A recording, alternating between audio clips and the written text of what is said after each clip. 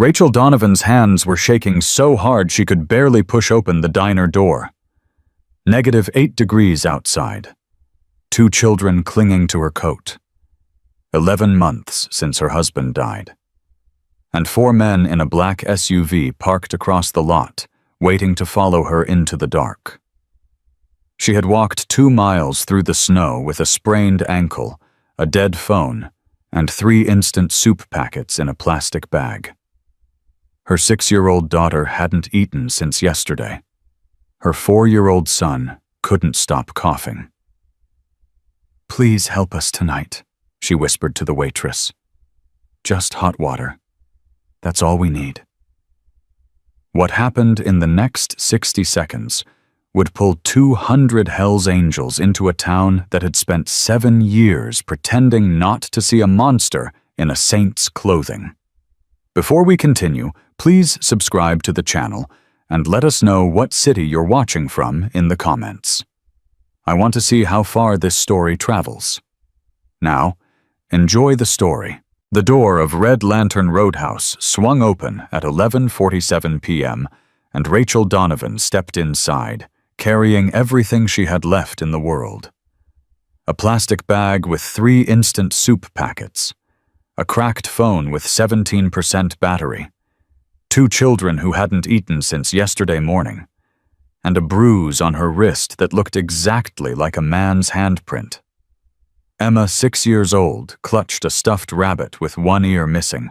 She pressed it against her chest like it was the only thing keeping her heart from falling out. Lucas 4 coughed into Rachel's coat. The cough was dry and stubborn, the kind that came from cold nights and empty stomachs. Rachel's boots squeaked on the wet tile. Every squeak reminded her she didn't belong in warm places anymore. The diner smelled like burnt coffee and bacon grease and wet wool drying near the heater. A radiator behind the counter clicked steadily. Tick, tick, tick, like a countdown to something Rachel couldn't name. She approached the register holding her plastic bag like it might fall apart and take the last of her dignity with it. The waitress looked up. Gray hair pulled back tight. Name tag said Dolores. Eyes tired but not unkind. "What can I get you?" Dolores asked. Rachel's throat closed. She had practiced this moment 14 times on the walk here. The words still came out broken. "A cup of hot water," she whispered. "I have soup packets. We can pay. I have enough for water." Dolores glanced at the clock. 11:48 p.m. The sign on the door said midnight closing. "Kitchen's shutting down in 12 minutes, Dolores said. It sounded like an apology she'd given before. Before Rachel could respond, a man in a ski jacket stepped between them like she was carrying bad weather inside her coat. "Ring us up," he said to Dolores. Loud, eyes forward.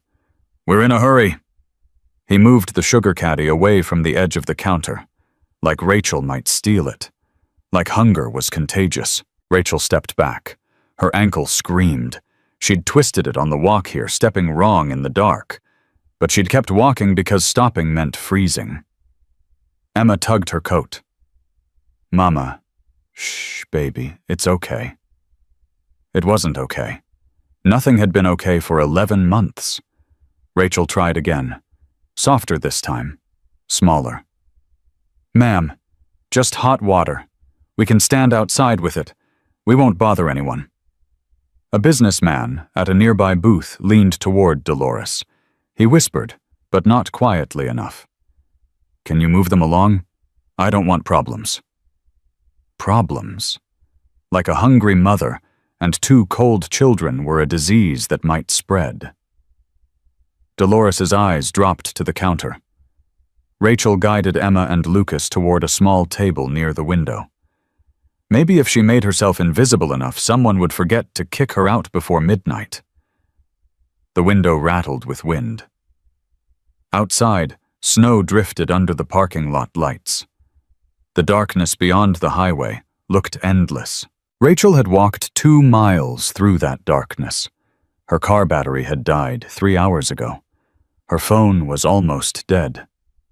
And somewhere out there, 4 men in a black SUV were waiting for her to be alone again.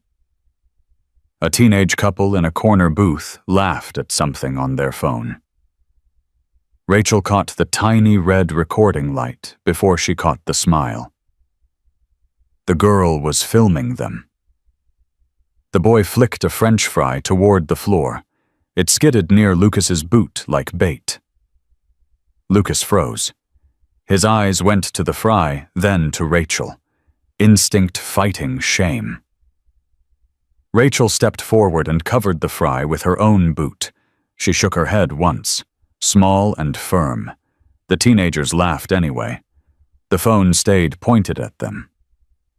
That was rejection number 3. Not loud, just humiliating. And then the last rejection came from people who wore kindness like a uniform. 3 women stood near the door with clipboards decorated in heart stickers. They wore matching pink scarves. Rachel recognized their smiles from church bulletins. The Hearts of Hope Charity Committee. One of them, a woman with silver hair and perfect makeup, looked Rachel up and down like she was checking for stains. "We need to keep the diner peaceful," the woman said. Her voice was sweet as antifreeze. "There are families here." Rachel blinked. "We are a family." The woman didn't flinch. "The holidays are for families who plan ahead, dear." The words hit Rachel's chest like a door slamming shut.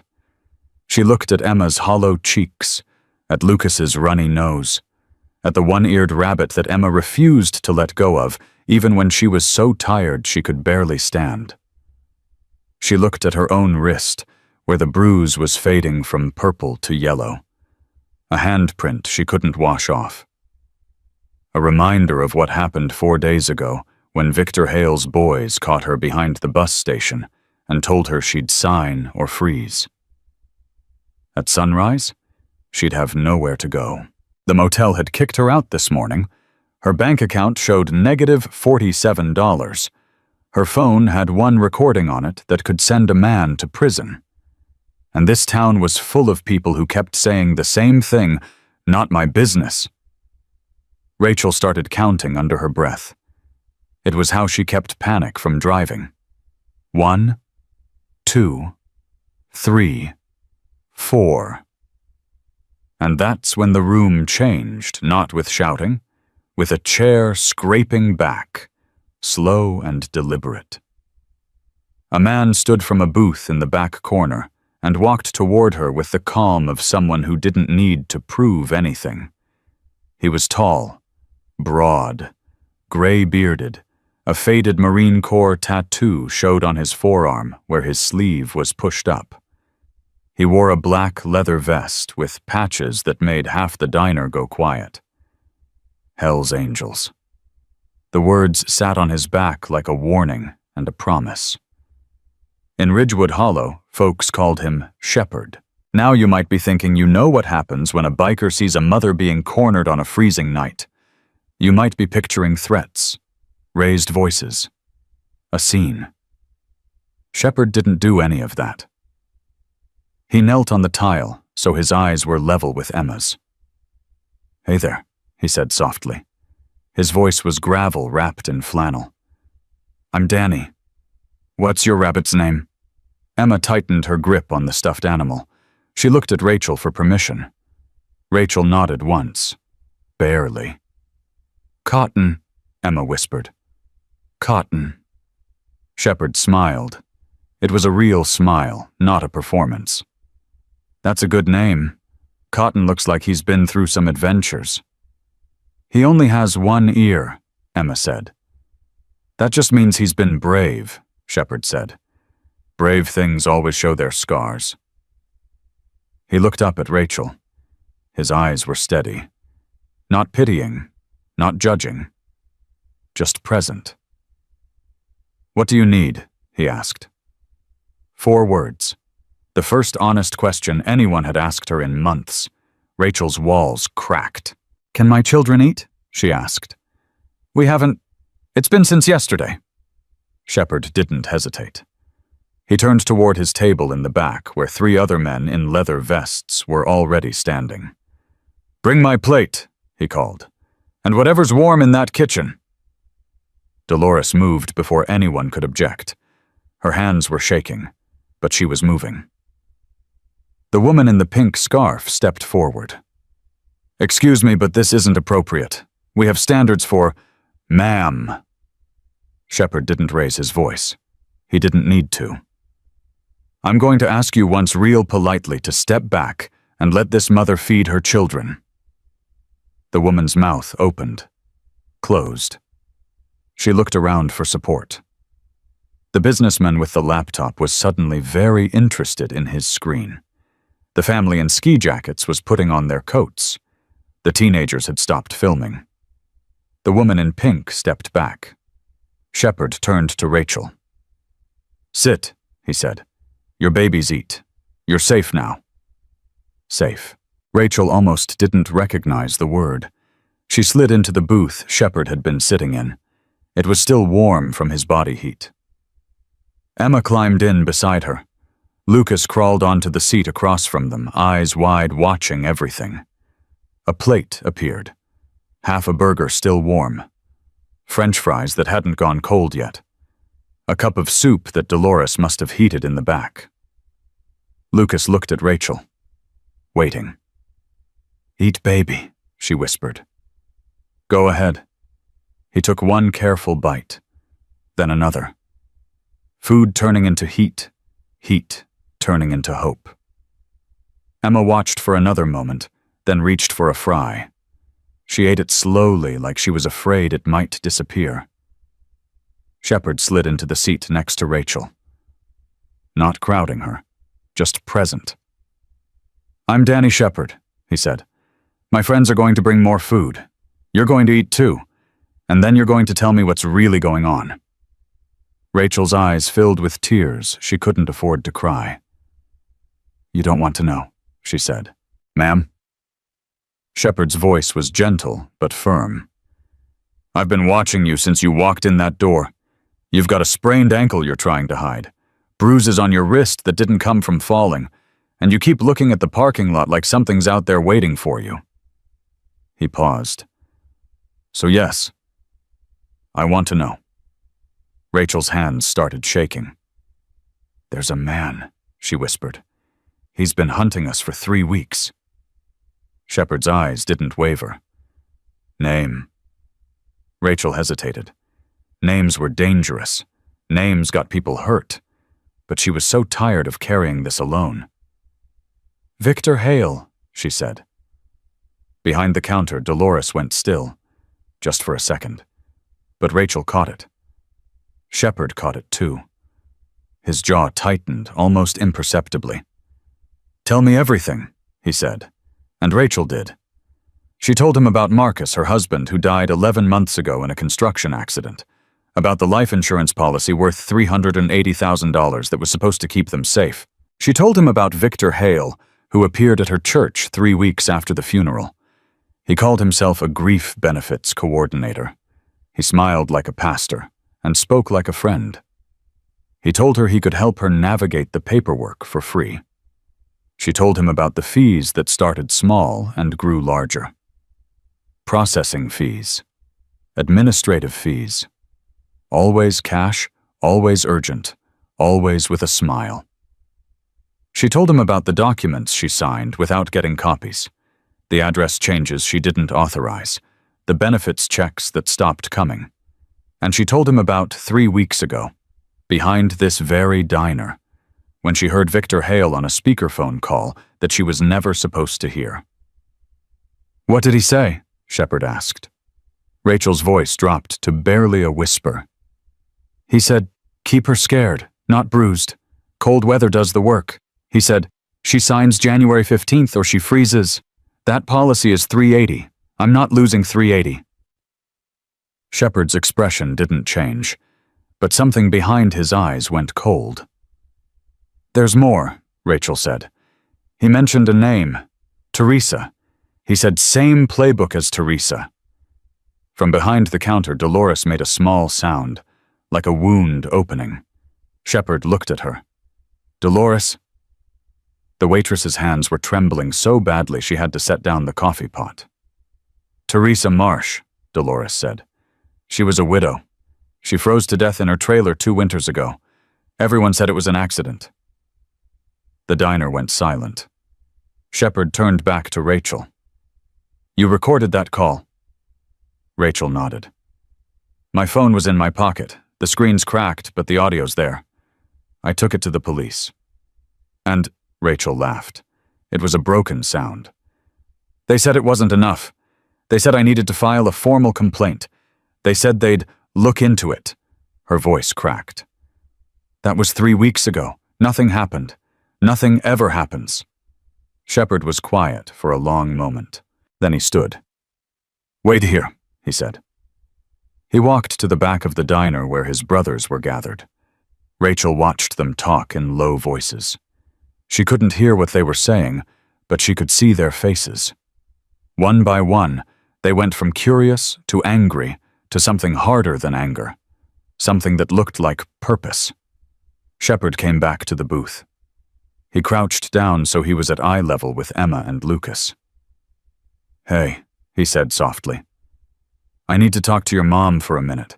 My friend Paul is going to bring you some hot chocolate. Is that okay?" Emma looked at Rachel. Rachel nodded. "Okay," Emma whispered. A man with thick hands and kind eyes Paul apparently approached with 2 steaming mugs.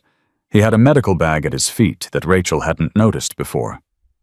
"Small sips," Paul told the children. "Warm your bellies slow."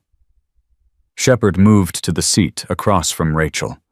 He leaned forward, elbows on the table, voice low enough that only she could hear.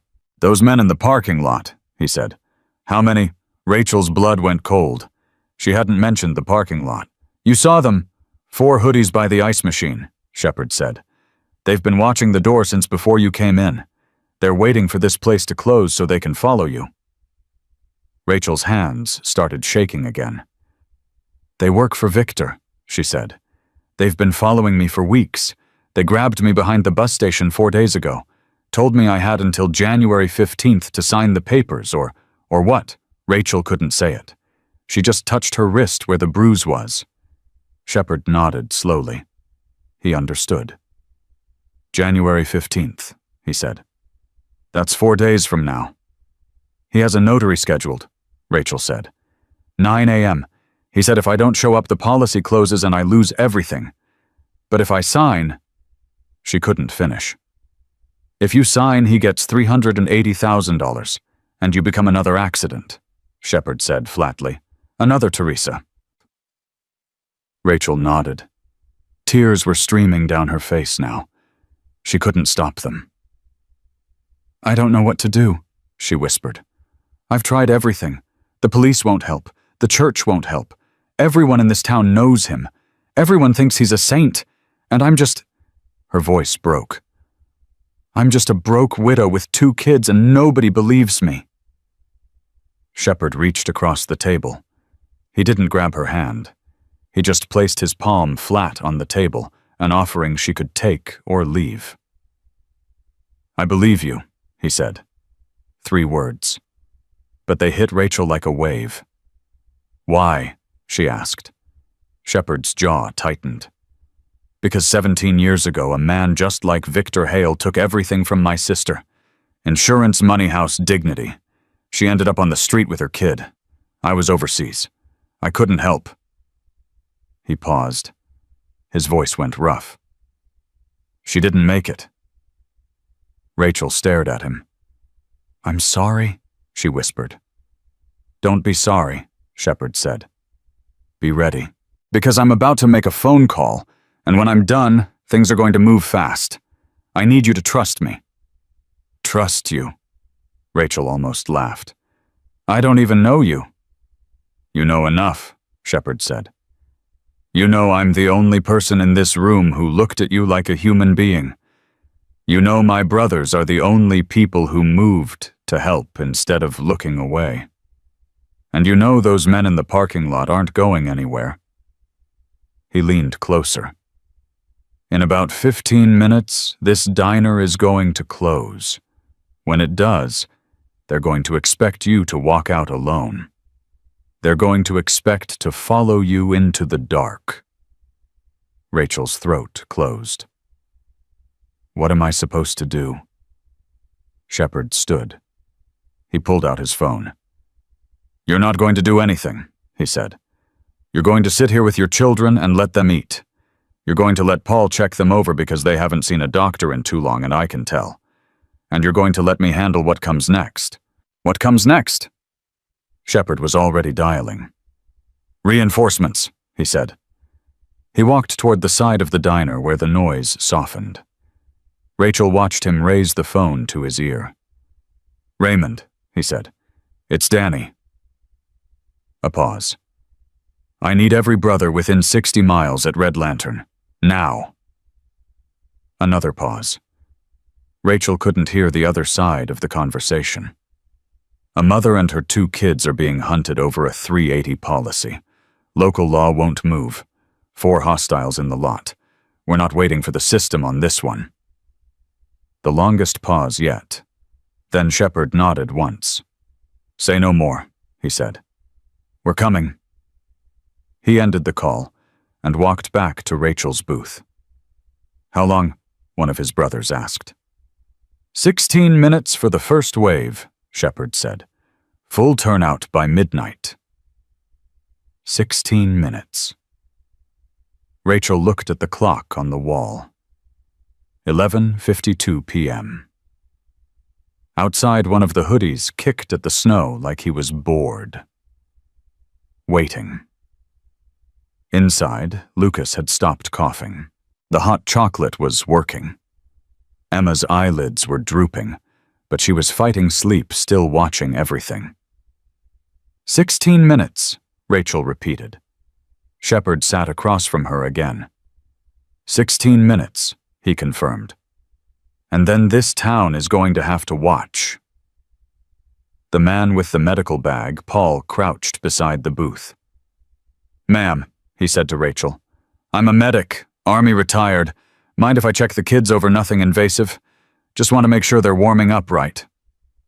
Rachel hesitated.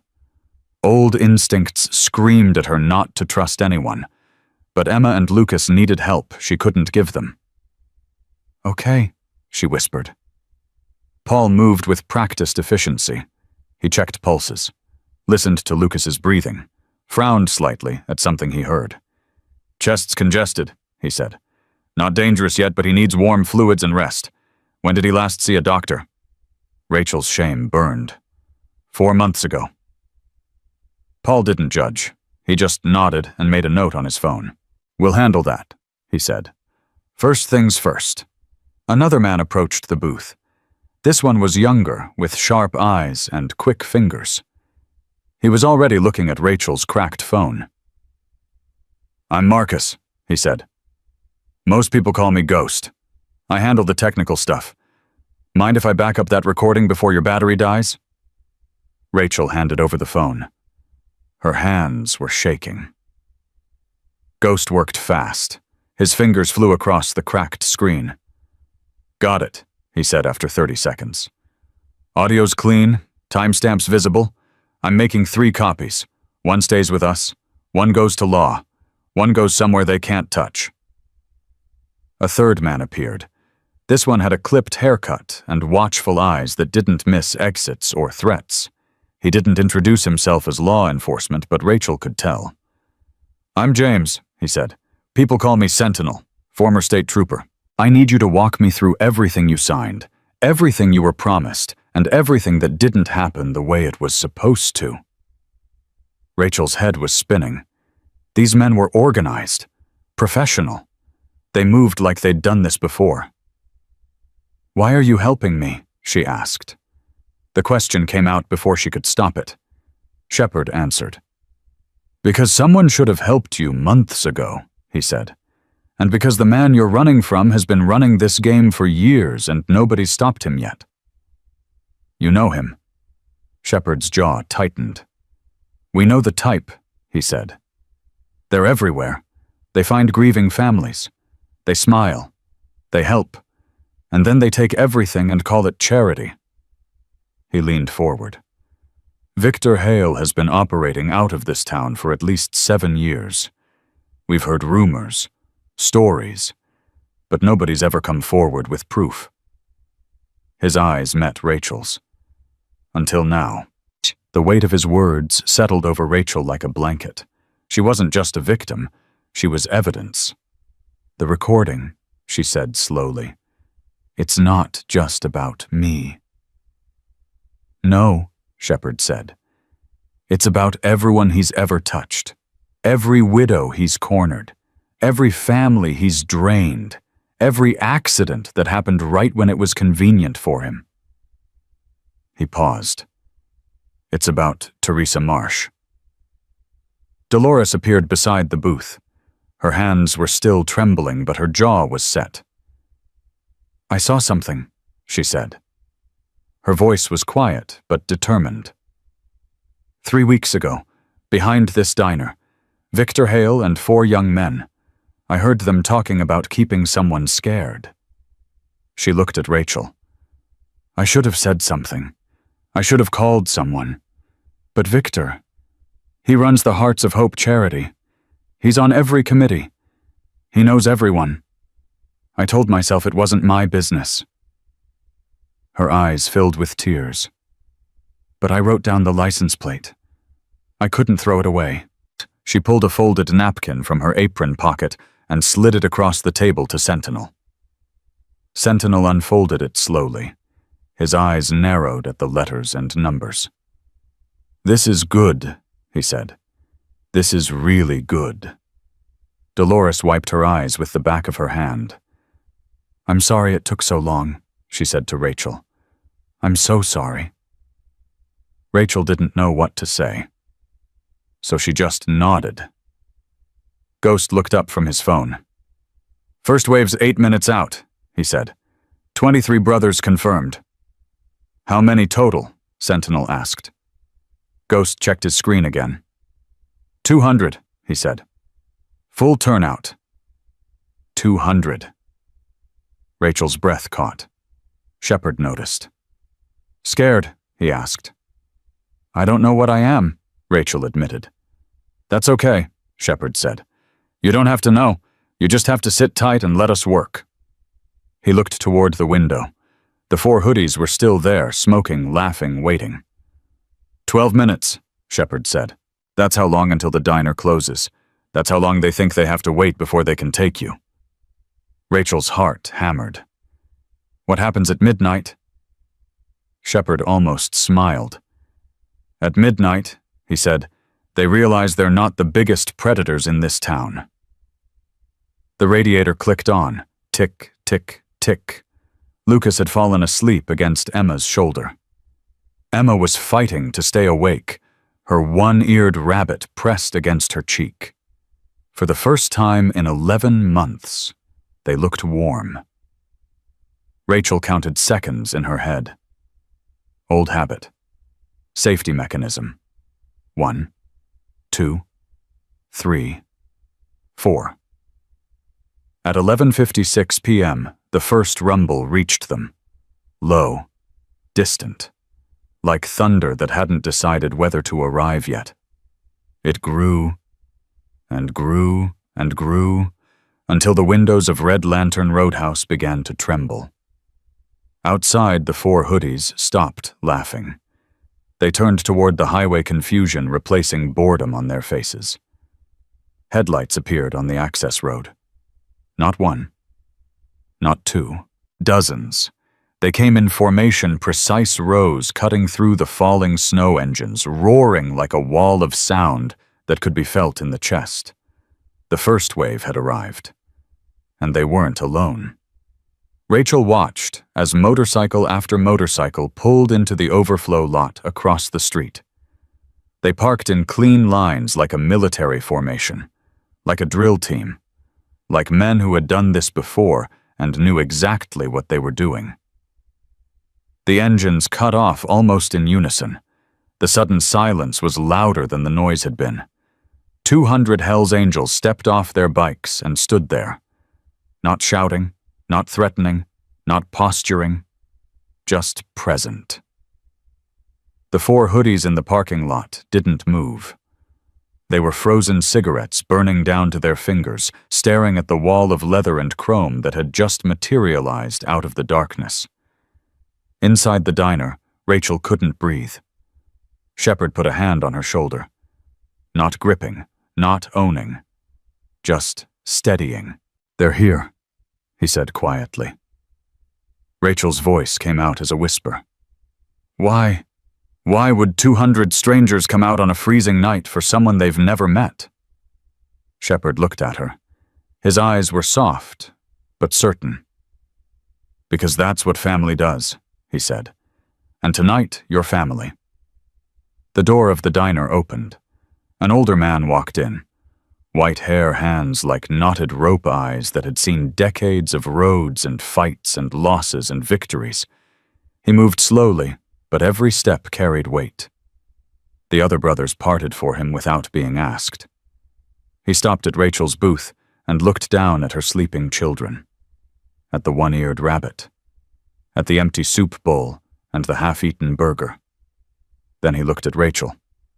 "I'm Raymond," he said. His voice was gravel soaked in whiskey. "People call me Old Wolf." Rachel didn't know what to say, so she said the only thing that felt true. "Thank you for coming." Old Wolf nodded once, slow and deliberate. "Don't thank me yet," he said. "The night's not over." He turned to Shepard. "What do we have?" Shepard's answer was precise. Facts, not emotions. "A recording that proves intent. A license plate that ties Victor Hale to intimidation. A paper trail going back at least 7 years. 4 hostels outside. And a mother with 2 kids who have 4 days before they become another accident." Old Wolf's jaw tightened. "And the law? Slow," Sentinel said. "Compromised. Local deputies in Hale's pocket. But I've got contacts at the state level who'll move if we give them enough to work with." Old Wolf was quiet for a long moment. The radiator ticked. The snow pressed against the windows. 200 men waited in the cold for his word. Finally, he spoke. "Then we give them everything." He looked at Rachel. His eyes were kind, but there was steel underneath. "Mrs. Donovan," he said, "I need you to understand something. What happens next isn't about revenge. It's about evidence, procedure, making sure the people who should have protected you actually do their jobs." Rachel nodded. She didn't trust her voice. "We're going to document everything," Old Wolf continued. "Every statement, every timestamp, every piece of paper that man touched.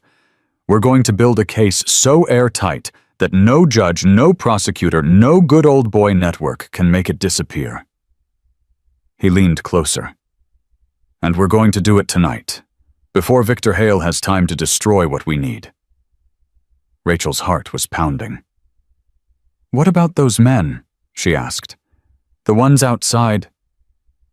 Old Wolf glanced toward the window. The 4 hoodies hadn't moved. They were still standing by the ice machine, but their posture had changed. They looked smaller now. Uncertain. "They're not going anywhere," Old Wolf said. "And neither are we." He straightened up. "Let's get to work." The room shifted into motion. Ghost set up a laptop at a corner booth and started organizing files. Sentinel pulled out a notepad and began taking formal statements. Paul continued monitoring the children, keeping his voice low and steady. And outside, 200 Hell's Angels stood in the falling snow, a silent wall between Rachel Donovan and the darkness that had been hunting her. Rachel watched it all with a feeling she barely recognized. It took her a moment to name it. Hope. She'd almost forgotten what it felt like.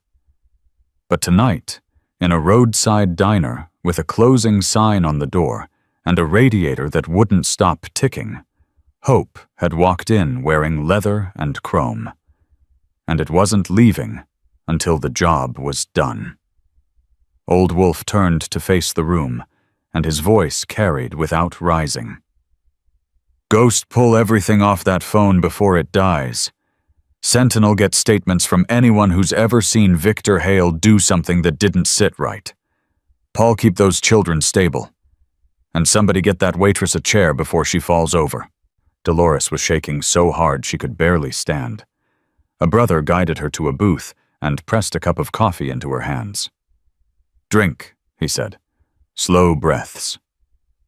Ghost worked fast, his fingers moving across Rachel's cracked phone like he was defusing a bomb. The battery showed 11% now. 10, 9. Come on, he muttered. Come on, come on. The screen flickered. 8%. Ghost's jaw tightened. Transferring the main audio file now. 30 seconds. Rachel watched the progress bar crawl across the screen. Her whole case, her whole future reduced to a thin line, moving pixel by pixel. 7%. 20 seconds, Ghost said. 6%. The screen went black. Rachel's heart stopped. Ghost didn't move for one terrible second. Then he exhaled and held up his own phone. Got it, he said. Transfer completed at 6%. 3 backup copies uploading now. Rachel's legs went weak. She grabbed the edge of the booth to steady herself. That was close, she whispered. Close doesn't count, Ghost said. We got it. That's what matters. Sentinel was already at Dolores's booth, notepad, open, pen, ready. Start from the beginning, he told her. What you saw, when you saw it. Don't guess, don't interpret, just tell me exactly what happened. Dolores took a shaky breath. 3 weeks ago, she said. Tuesday night. I was taking out the trash around 10:15. Victor Hale's SUV was parked behind the diner near the propane cage. How did you know it was his vehicle? Everyone knows Victor's truck. Black Ford Expedition custom plates. He drives it to every charity event like he's some kind of celebrity. What did you see? Dolores's hands tightened around her coffee cup. 4 young men. Hoodies like the ones outside right now. They were standing around the truck, and Victor was in the driver's seat with his window down. He had someone on speakerphone. Could you hear this conversation? Dolores nodded slowly. Pieces of it. The wind kept cutting in and out, but I heard him say keep her scared and something about cold weather. And I heard him say a number. 380. Sentinel wrote without looking up. Did you see anyone else? Any indication of who he was talking about? Dolores's eyes went to Rachel. I didn't know then, she admitted. But I knew something was wrong. The way he was talking, the way those boys were laughing like it was all a big joke. I went back inside and I wrote down his license plate on a napkin. Why didn't you report it? Dolores's face crumpled. Because Victor Hale runs the Hearts of Hope charity. He's on the town council. He knows the mayor, the police chief, everyone. I told myself I must have misheard. I told myself it wasn't my business. Her voice broke. But I couldn't throw away that napkin. I kept it in my apron pocket for 3 weeks like it was burning a hole through the fabric. Sentinel reached across the table and put his hand over hers. That napkin might be the thing that puts him away, he said. You did the right thing, even if it took a while. Rachel watched from her booth. Emma asleep against her shoulder. Lucas curled up on the seat with his head in her lap. Paul had covered them both with a blanket that someone had produced from somewhere. Her story matches yours, Shepard said quietly, sliding into the seat across from her. That's 2 independent witnesses placing Hale at the same location discussing the same target. Is that enough? It's a start, but we need more. Ghost looked up from his laptop. I'm running Hale's name through some databases, he said. Publicly available stuff. Property records, business filings, court documents. Find anything, Ghost's expression darkened. Hale Family Services LLC was incorporated 7 years ago. Listed purpose grief counseling and benefits coordination. No employees on record. No physical office. Just a P.O. box and a phone number. That's not a business, Sentinel said. That's a shell. It gets worse. I found 17 insurance payouts over the last 6 years that list Hale Family Services as either beneficiary or authorized representative. Average payout $200,000. Rachel felt sick. 17 families, at least, Ghost said. These are just the ones I can find in public records. There could be more. Old Wolf had been listening from across the room. He walked over slowly, his boots heavy on the tile. 17 families, he repeated. And nobody noticed. People noticed, Sentinel said bitterly. They just didn't do anything. How is that possible? Rachel asked. How does someone steal from 17 families without getting caught? Ghost answered without looking up from his screen. Because he's smart. He doesn't take everything at once. He takes fees here, processing charges there, redirects benefits to a different address. By the time the victims realize what's happening, the money's gone, and the paperwork's so tangled they can't prove anything. And the victims? Ghost's jaw tightened. Most of them were widows, single mothers, people who were already struggling and didn't have the resources to fight back. Rachel's stomach turned. People like me. Yeah, Ghost said softly. People like you. The door of the diner opened and a blast of cold air swept in. A brother entered, snow dusting his shoulders, his face grim. Shepard, he said. Those 4 outside, they just made a phone call. Shepard stood immediately. To who? Couldn't hear the whole thing, but I caught a name. Hale. They're reporting back. What did they say? Something about complications and too many witnesses. One of them asked if they should wait or leave. What was the answer? The brother's expression was hard. Wait, someone's coming. Rachel's blood went cold. He's sending more people.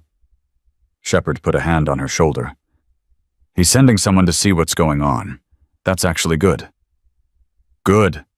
How is that good? Because it means he's worried. He doesn't know what's happening in here. He doesn't know we have the recording. He's making decisions based on incomplete information. Old Wolf stepped forward. How long until this someone arrives? They didn't say. But if Hale's at home, it's probably 20 minutes from here. Then we have 20 minutes to get our ducks in a row. Old Wolf looked around the room. Sentinel, I need that state contact on the phone now. Ghost compile everything you have into a single file. Time-stamped, organized, ready to send. Paul, how are those kids? Stable, Paul said.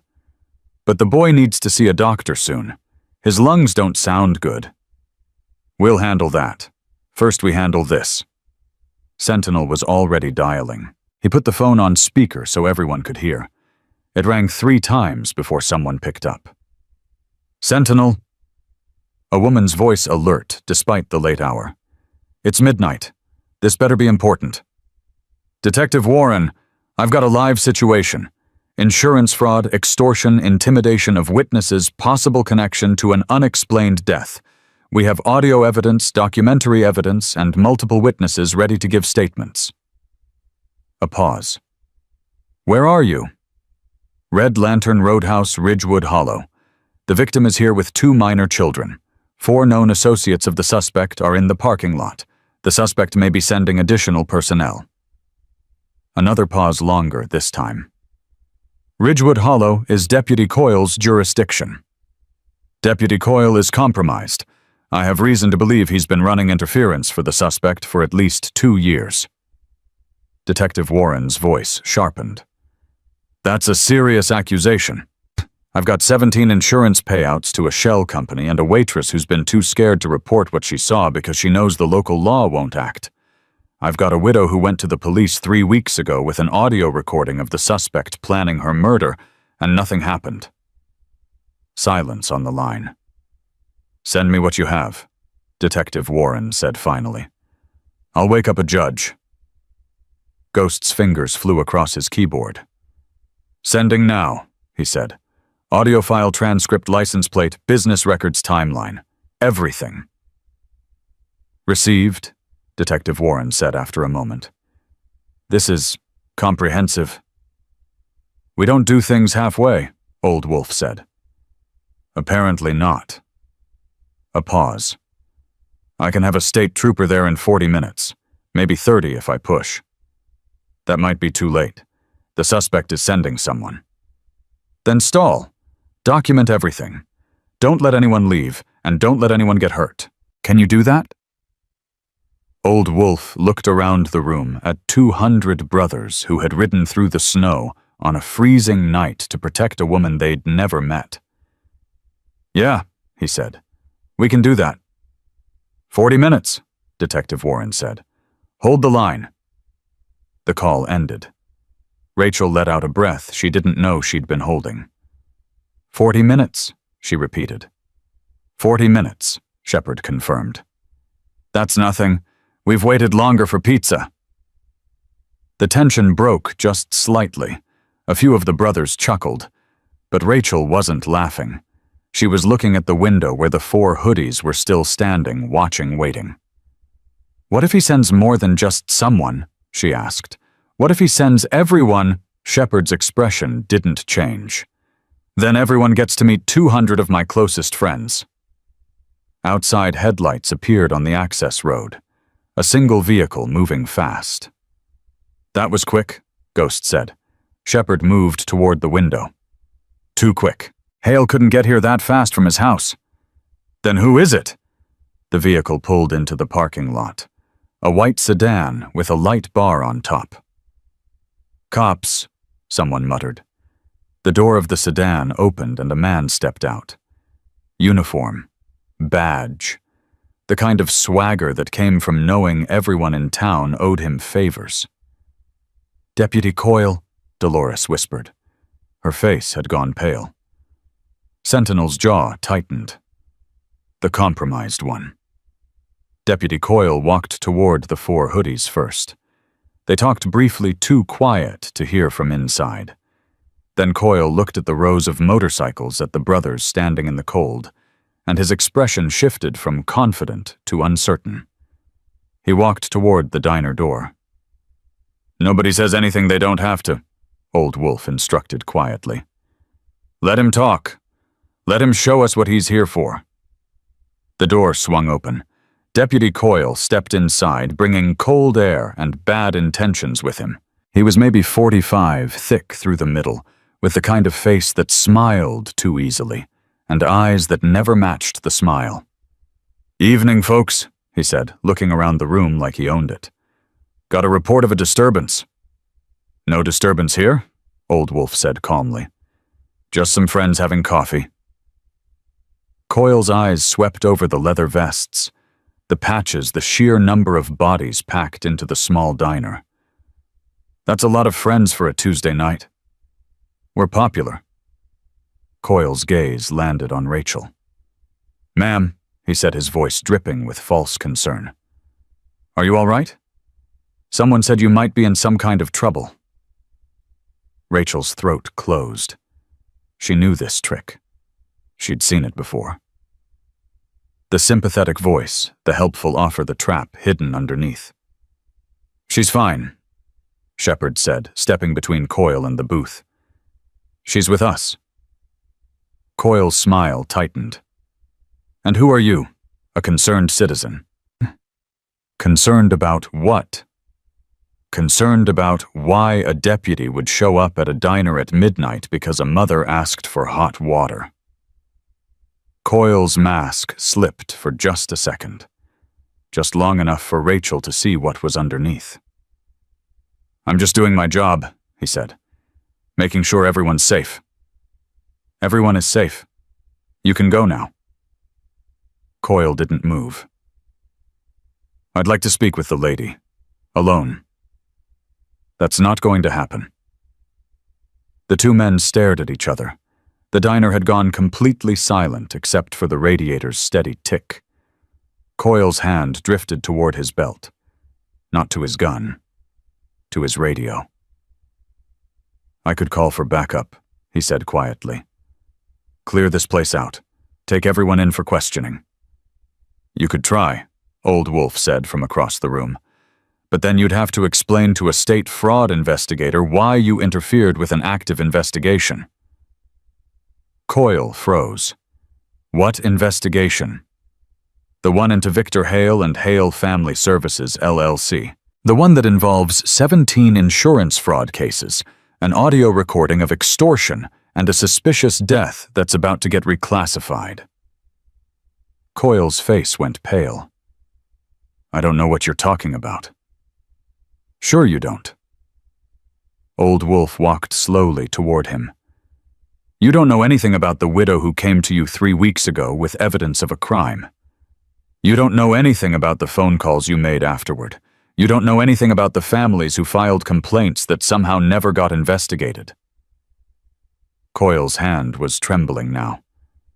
"You're making a mistake," he said. "Victor Hale is a respected member of this community. Victor Hale is a predator who's been feeding on grieving families for 7 years, Sentinel said, and you've been helping him." "That's not true." "Then why are you here, Deputy? Why did you drive across town at midnight because a woman asked for hot water at a diner?" Coyle had no answer. Ghost looked up from his laptop. "State trooper just passed the county line," he said. "ETA 22 minutes. Coyle's eyes darted to the door. "You can leave," Old Wolf said quietly. "You can walk out that door right now and drive away. Or you can stay and be here when Detective Warren's people arrive with questions about your relationship with Victor Hale." Coyle stood frozen for a long moment. Then he turned and walked out without another word. The brothers watched him get into his sedan, watched him speak briefly with the 4 hoodies, watched all 5 vehicles pull out of the parking lot and disappear into the night. "They're running," Ghost said. "Let them run," Old Wolf replied. "They can't run far enough." Rachel was shaking. "He would have taken me," she whispered. "If you weren't here, he would have taken me to Victor." Shepard crouched beside her booth. "But we are here," he said. "And you're not going anywhere except somewhere safe." Emma stirred against Rachel's shoulder. "Mama," she mumbled sleepily. "Where are we?" Rachel stroked her daughter's hair. "We're with friends, baby. Go back to sleep." Emma's eyes drifted shut. Lucas coughed in his sleep, a wet sound that made Paul frown. "We need to get him to a doctor tonight," Paul said. "That cough is getting worse." "First we wait for the state trooper," Shepard said. "Then we move." Ghost's laptop chimed. "Heads up," he said. "I just found something in the court records.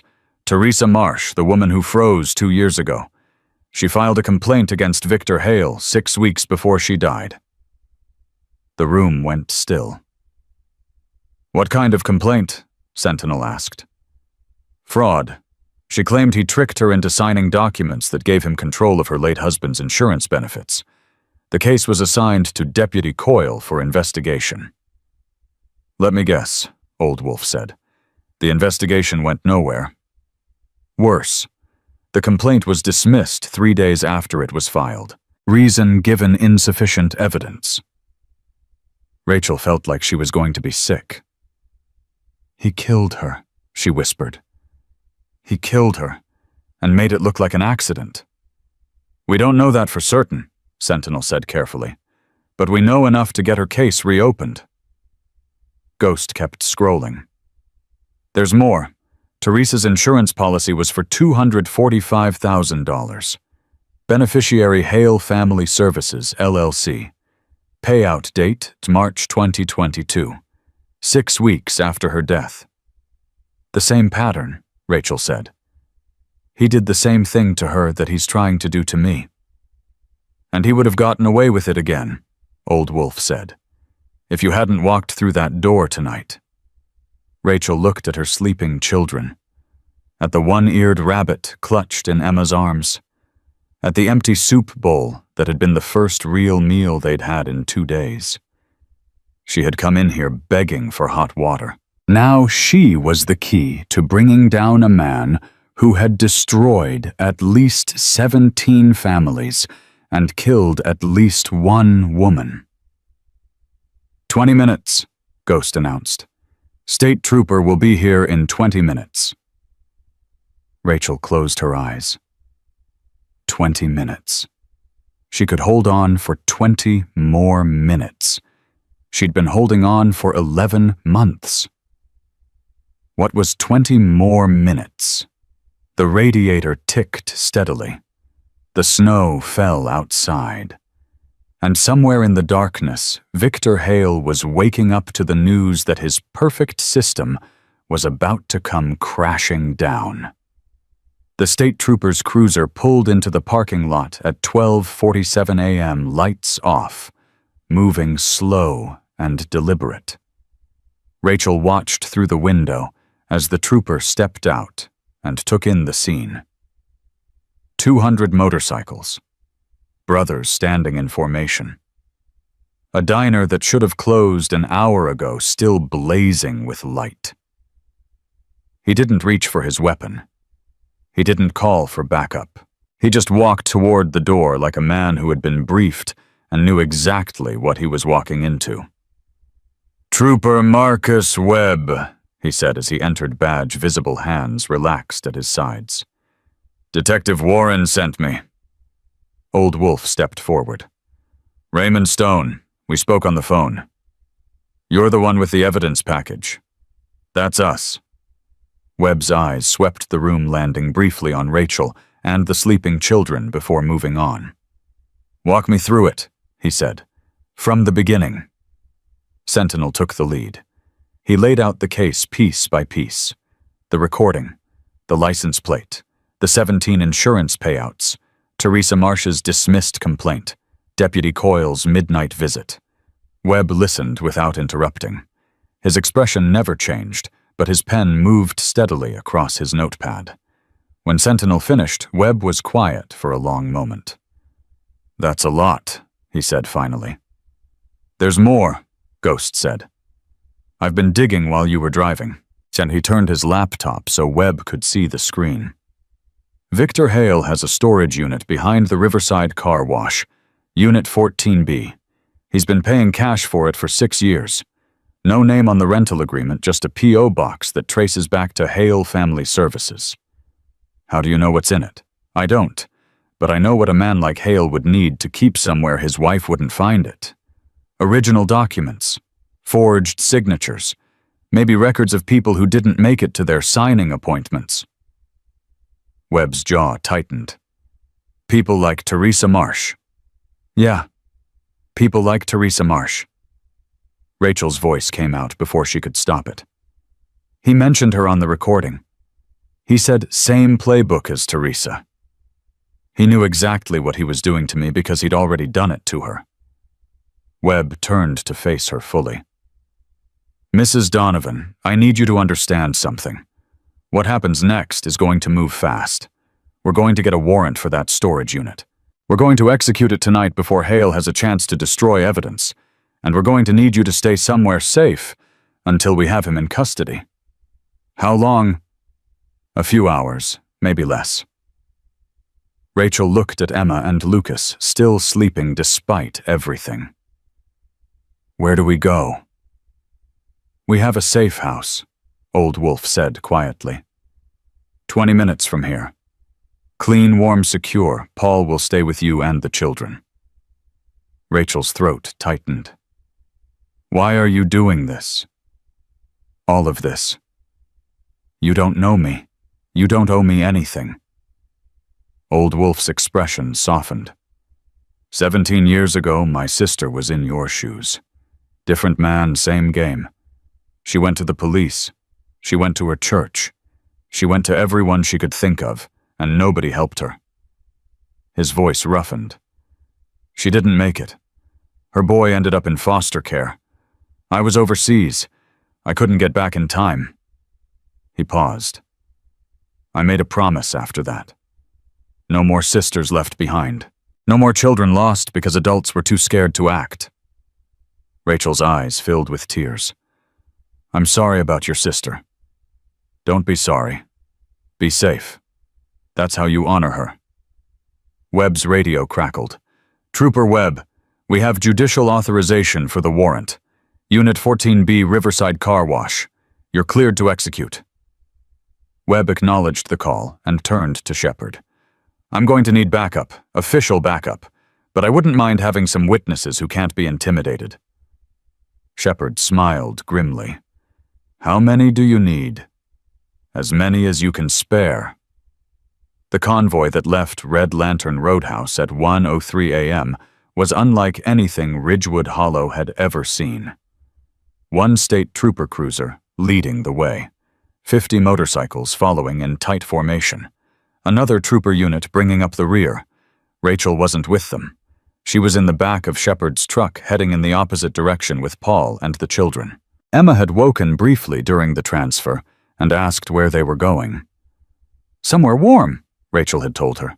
"Somewhere safe." Emma had nodded and fallen back asleep, trusting completely. That trust was the heaviest thing Rachel had ever carried. At the car wash, Webb cut his lights and pulled into the lot slowly. The storage unit sat behind the main building, a row of metal doors with cheap padlocks that reflected the trooper's flashlight. "Unit 14B, Webb said into his radio. "Stand by." The brothers spread out, not threatening, just present, watching, making sure nobody approached from the shadows. Webb approached the unit with bolt cutters. The padlock gave way with a single clean cut.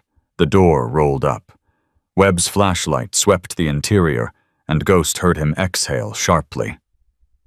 "We're going to need more evidence bags," Webb said. The unit was filled with cardboard boxes stacked floor to ceiling. Filing cabinets along one wall. A folding table with a laptop that was still plugged in. And on that table, sitting in plain sight like a trophy, was a thick folder labeled "Active Cases." Ghost photographed everything before anyone touched it. Timestamps visible. Chain of custody documented. Then Webb opened the folder. "Jesus Christ," he whispered. Inside were 12 active files. 12 families currently being worked by Victor Hale. Names, addresses, insurance policy numbers, projected payout dates. Each file had detailed notes in Hale's handwriting about the target's vulnerabilities, their support systems, how isolated they were. Rachel Donovan's file was on top. "Widow, 2 minor children, no family support, estimated policy value, $380,000, Ghost read aloud. "Notes say highly vulnerable, minimal resistance, expected target signing date, January 15th. Sentinel's hands were shaking with anger. He was farming them. He was treating grieving families like livestock. What Webb set the folder aside carefully and moved to the filing cabinets. The first drawer was labeled Closed Cases. Inside were 37 files, 37 families that Victor Hale had already processed. Total estimated theft over $4 million. And in a separate section at the back of the drawer, marked with a red tab, were 3 files labeled Terminated. Teresa Marsh was the first. The second was a man named Robert Chen, who had died in a house fire 14 months ago. His insurance payout, $275,000. The third was a woman named Patricia Vega, who had overdosed on prescription medication 8 months ago. Her insurance payout, $195,000. 3 deaths, Ghost said quietly. All within 2 years of contacting Hale, all ruled accidental or suicide. Not anymore, Webb said. These are homicide investigations now. He pulled out his phone and made a call. Detective Warren, we found the motherlode. 37 closed cases, 12 active cases, and 3 deaths that need immediate review. I need forensics out here now. A pause. Yes, ma'am. Tonight. While they waited for the forensics team, Ghost found something else in the laptop. Emails, he said. Between Hale and Deputy Coyle, going back 4 years. What did they say? Ghost scrolled through the messages, his expression growing darker with each one. Coyle was feeding him information. Names of new widows and widowers from accident reports. Addresses, next of kin contacts. He was basically giving Hale a target list. In exchange for what? Monthly payments, $5,000, plus a bonus for each successful case closure. Sentinel laughed bitterly. He was getting commission. A cop was getting commission for helping a predator steal from grieving families. Not anymore, Webb said. Forward those emails to Detective Warren. Coyle's going to need a lawyer. The forensics team arrived at 2:15 a.m.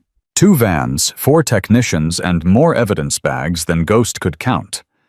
They worked through the unit systematically cataloging everything, photographing everything, building a case that would be impossible to dismiss.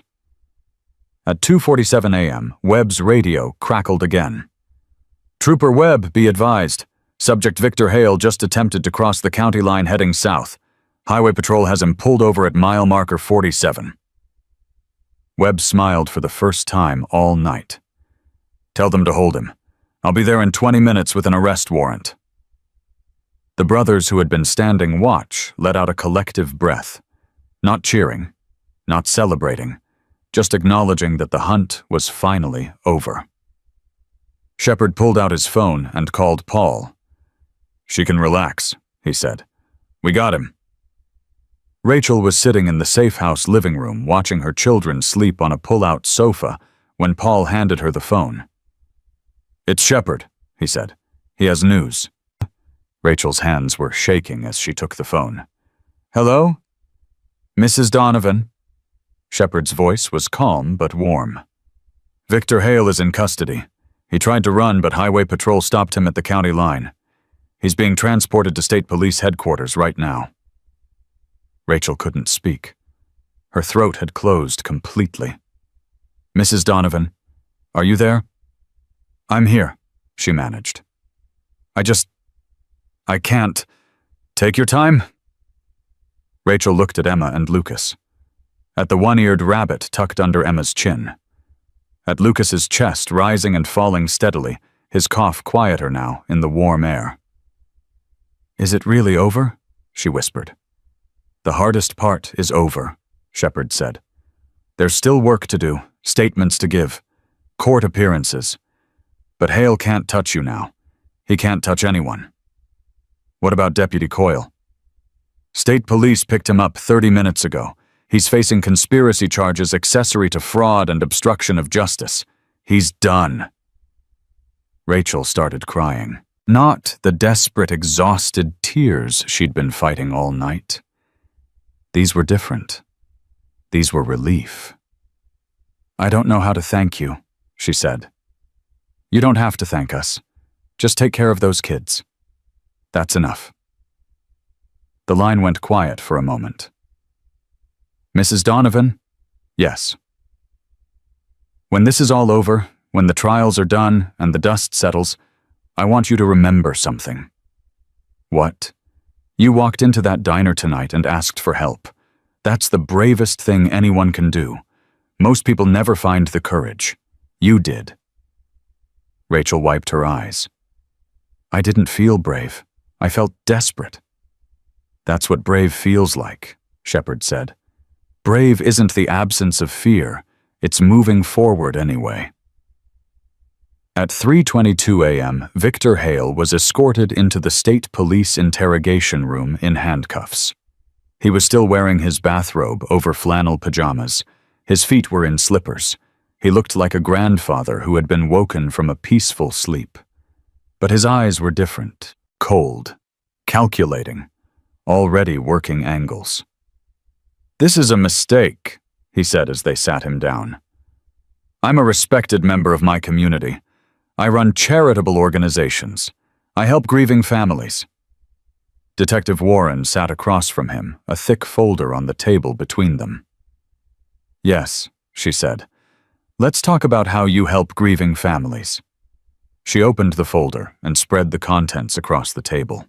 Photographs of the storage unit, copies of the active files, printouts of the emails between Hale and Deputy Coyle, and at the center a transcript of the recording Rachel had made 3 weeks ago. Keep her scared, not bruised. Cold weather does the work. Hale's face went pale. That's taken out of context. Really, what context makes cold weather does the work innocent? Hale's jaw tightened. I want a lawyer. Of course you do. Detective Warren stood. Victor Hale, you're under arrest for insurance fraud, forgery, extortion, intimidation of a witness, theft by deception, and 3 counts of murder in the 1st degree. Murder. Hale's mask cracked. I never killed anyone. Teresa Marsh, Robert Chen, Patricia Vega, all dead within 2 years of becoming your clients, all ruled accidents or suicides, all with insurance payouts going directly to Hale Family Services. Coincidence. We found your notes, Mr. Hale. Your detailed notes on how to isolate targets, how to apply pressure, how to make deaths look natural. Warren leaned forward. We have everything. Hale's composure shattered. You don't understand, he said, his voice rising. These people were going to lose everything anyway. I was helping them. I was making sure the money went somewhere useful instead of getting eaten up by lawyers and courts. You were stealing from grieving families and killing the ones who figured it out. I was providing a service. Warren shook her head slowly. You were running a death factory, and you did it for 7 years because everyone in that town was too scared or too comfortable to stop you. She gathered the folder and walked to the door. Enjoy your lawyer, Mr. Hale. You're going to need a good one. The door closed behind her. Victor Hale sat alone in the interrogation room, still wearing his bathrobe, still wearing his slippers, and finally looking exactly like what he was, a predator in a cage. At the safe house, Rachel had finally fallen asleep on the couch next to her children when a gentle knock woke her. Paul answered the door and returned with Old Wolf. Sorry to wake you, Old Wolf said quietly, but I thought you'd want to know. The arraignment is scheduled for 9 a.m. The prosecutor is charging him with everything. 3 murder counts, 37 fraud counts, and enough ancillary charges to keep him locked up for the rest of his life. Rachel sat up slowly, careful not to disturb the children. What about bail? The prosecutor is requesting remand. Given the flight attempt and the severity of the charges, he's confident the judge will agree. So he stays in jail. Until trial, and probably for the rest of his life after that. Rachel let out a breath she felt like she'd been holding for 11 months. What happens now to us? Old Wolf sat down across from her. That's up to you. But I want you to know that you have options. The insurance company is going to have to honor your husband's policy, the full $380,000. And there are victim compensation funds that can help with immediate expenses. I don't have anywhere to go. The motel kicked us out. My car is dead. I have nothing. You have more than you think. Old Wolf reached into his jacket and pulled out an envelope. This is from the brothers. We took up a collection tonight. Enough for first month's rent security deposit and basic necessities. No strings, no payback. Just neighbors helping neighbors. Rachel stared at the envelope. I can't accept that. You can. And you will. Because those kids need a roof over their heads and you need time to get back on your feet. Why? Why would strangers do this for someone they just met? Old Wolf was quiet for a moment. Because someone should have done it for my sister. Because someone should have done it for Teresa Marsh, and Robert Chen, and Patricia Vega. Because the world is full of people who look away, and we choose to look toward. He pressed the envelope into her hands. Take it. Use it. Build a life for those children.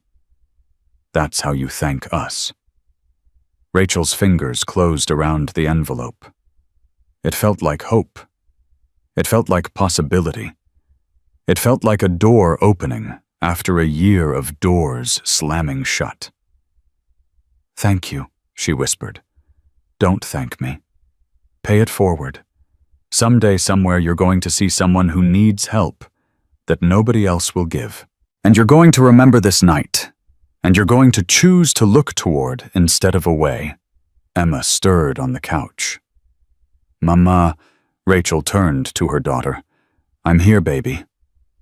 Is it morning? Almost. Go back to sleep. Emma's eyes found Old Wolf. She studied him for a moment with the unfiltered honesty of a child. Are you a good guy? She asked. Old Wolf smiled. It was a real smile, soft and tired and genuine. I try to be, he said. Every day I try to be. Emma nodded, satisfied with the answer, and closed her eyes again. Old Wolf stood. Get some rest, he told Rachel. Tomorrow's going to be a long day, but it's going to be the first day of a better life. He walked to the door, then paused.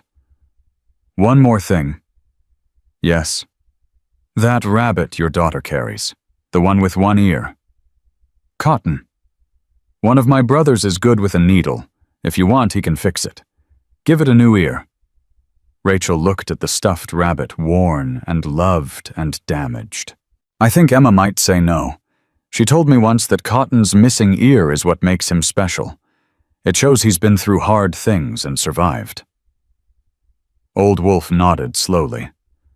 Smart kid. She is. Then maybe she'll understand something important when she grows up. That the scars we carry aren't signs of weakness. They're proof of strength. They're evidence that we survived. He opened the door. Good night, Mrs. Donovan. Good night, Mr. Stone. The door closed quietly behind him. Rachel sat in the silence, holding the envelope full of hope, watching her children sleep, and letting herself believe for the first time in 11 months that the worst was finally behind them. Outside, the snow had stopped falling. The first gray light of dawn was beginning to edge across the horizon. And somewhere in a state police holding cell, Victor Hale was learning what it felt like to have all his doors close at once. Rachel didn't feel joy. She didn't feel triumph. She felt something quieter, something deeper. She felt like a survivor. And tomorrow, for the first time in a very long time, she was going to wake up without being afraid. The morning after Victor Hale's arrest, Rachel woke to the sound of Lucas coughing. Not the dry, stubborn cough from the night before. This was wet and rattling, the kind that came from deep in the chest.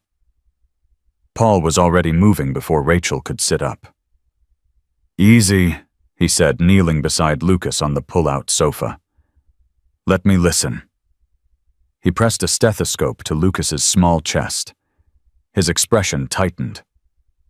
We need to get him to a doctor, now. Rachel's heart seized. How bad? Bad enough that waiting isn't an option. His lungs are congested. If we don't get ahead of this, it could turn into pneumonia. Emma was awake now, watching with wide eyes, clutching Cotton against her chest. Is Lucas going to be okay? She asked. Rachel pulled her daughter close. He's going to be fine, baby. We're going to take him to see a doctor. Paul was already on the phone. Shepard, I need a ride to Ridgewood Memorial. The boy's lungs are compromised. Yeah, now. Within 15 minutes, they were in Shepard's truck. Lucas wrapped in blankets, his small body shaking with each cough. Rachel held him on her lap, counting his breaths the way she used to count seconds to keep panic at bay. 1, 2, 3, 4. "How far?" she asked. 10 minutes, Shepard said. "Hold on." They made it in 8. The emergency room was quiet at 6:47 a.m. A nurse took one look at Lucas, heard his breathing, and rushed them straight back. "How long has he been coughing like this?" the doctor asked. "A few days," Rachel admitted. "Maybe a week. I couldn't afford to bring him in." The doctor didn't judge. She just worked. Oxygen monitor on his finger, stethoscope moving across his back, questions fired rapidly about symptoms, history, medications. "He's got bronchitis that's trending toward pneumonia," she said finally. "We need to admit him for observation and start IV antibiotics. He's dehydrated, and his oxygen levels are lower than I'd like." Rachel's legs went weak. "How long?" 2 or 3 days, depending on how he responds to treatment. "I don't have insurance. I don't have—" "Ma'am." The doctor's voice was firm but kind. "Your son needs treatment. We'll figure out the paperwork later. Right now, the only thing that matters is getting him better." Rachel started crying. She couldn't stop. A hand landed on her shoulder. Shepard, solid and steady. "We've got this," he said quietly. "Just focus on your boy." They admitted Lucas at 7:23 a.m. Rachel sat beside his bed, holding his small hand, watching the IV drip fluids into his arm. Emma curled up in a chair by the window, cotton in her lap, her eyes never leaving her brother. "Mama?" Lucas's voice was thin and hoarse. "I'm here, baby." "Am I sick?" "A little bit. But the doctors are going to make you better." "Will it hurt?" Rachel's heart broke. "Maybe a little, but I'll be right here the whole time. I'm not going anywhere." Lucas's eyes drifted shut. The oxygen tube in his nose hissed softly. Rachel didn't move. She didn't eat. She barely breathed. At 9 Hunzuru a.m., the arraignment began in a courtroom 20 miles away. Rachel wasn't there. She didn't need to be. The brothers had sent Ghost to observe and report. Victor Hale entered the courtroom in an orange jumpsuit, hands cuffed in front of him. His lawyer, a slick man in an expensive suit, stood beside him with practiced confidence. "Your Honor," the lawyer began. "My client is a respected member of this community. He runs charitable organizations. He has no prior criminal record. We request bail be set at a reasonable amount pending trial." The prosecutor, a woman named Sarah Chen, stood slowly. "Your Honor, the defendant is charged with 3 counts of first-degree murder, 37 counts of insurance fraud, and multiple counts of extortion and witness intimidation. He attempted to flee the jurisdiction last night when he became aware of the investigation. He has significant financial resources and every incentive to run." She paused. "The people request remand without bail." Hale's lawyer sputtered. "That's excessive. My client—" "Your client," Chen interrupted, "maintained detailed files on how to isolate vulnerable targets and pressure them into signing away their assets. Your client kept notes on 3 people who died under suspicious circumstances, all of whom had insurance policies he subsequently collected. Your client was recorded discussing how to make a woman freeze to death." She let the words hang in the air. "This is not a man who forgot to file paperwork. This is a predator who spent 7 years hunting grieving families for profit. Remand is not only appropriate, it's required." The judge was quiet for a long moment. "Bail is denied. The defendant will be held pending trial." Ghost texted Shepard immediately. "No bail. He's locked up until trial." Shepard showed the message to Rachel in the hospital room. She read it 3 times before the words sank in. "He's really not getting out. He's really not getting out." Rachel looked at Lucas, sleeping fitfully in the hospital bed. At Emma dozing in the chair with cotton clutched to her chest. At her own hands still trembling even now. "It doesn't feel real," she whispered. "It will. Give it time." At 11:30 a.m., a victim advocate named Patricia Reyes arrived at the hospital. She was maybe 50, with kind eyes and practical shoes, and a manner that suggested she had seen worse things than this and survived them. "Mrs. Donovan, I'm Patricia. Detective Warren asked me to come." Rachel shook her hand weakly. "I don't know what I'm supposed to do." "That's okay. That's what I'm here for." Patricia sat down across from her. "First things first. Your husband's life insurance policy, $380,000. Victor Hale never had legal authority to redirect it. The insurance company has already been notified of the fraud. They're expediting the payout." Rachel blinked. "How long?" "2 weeks, maybe less. They want this mess cleaned up as quickly as possible." 2 weeks. After 11 months of nothing, 2 weeks felt like a miracle. "What about the charges they said I might have to testify?" "Probably, but that's months away. The trial won't start until spring at the earliest. Right now, the most important thing is getting you and your children stable." Patricia pulled out a folder. "I've put together some resources.